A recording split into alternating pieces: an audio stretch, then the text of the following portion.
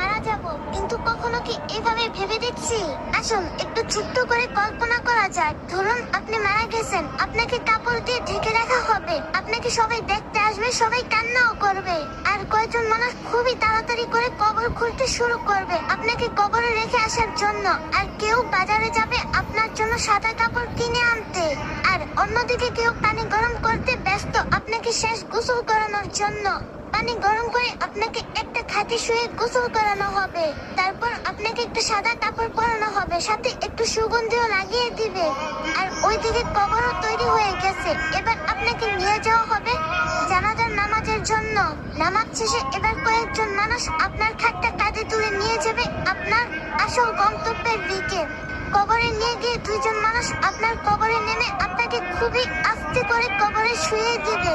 সাদা কাফনে মোড়ানো আপনার লাশের বাঁধন খুলে দিবে আর আপনার মুখটা বের করে দিবে। তারপর তারা উঠে আসবে আপনাকে একা রেখে।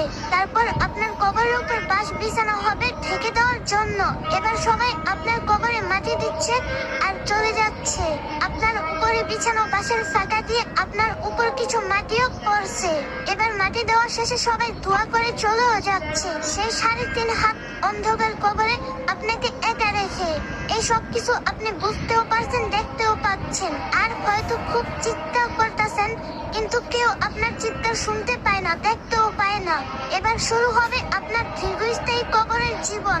কিছুদিন পর ধীরে ধীরে সবাই আপনাকে ভুলে যাবে, আপনজন বাড়ির লোক সবাই সুন্দর আনন্দে জীবন কাটাবে। সবকিছু ঠিক আগের মতোই চলবে, সব থাকবে, শুধু থাকবেন না আপনি। এখন একটু চোখ বন্ধ করে ভাবুন, যদি আজকে আপনি মারা যান তাহলে আল্লাহর কাছে কালকে কি জবাব দিবেন আপনি? চেষ্টা করবেন 5 ওয়াক্ত নামাজ পড়ার। আর বহুদিন পর ইসলামিক কন্টেন্ট নিয়ে ব্যাক করলাম। ভিডিওটা কেমন লাগছে অবশ্যই কমেন্টে জানাবেন। আর রিকোয়েস্ট রইল 3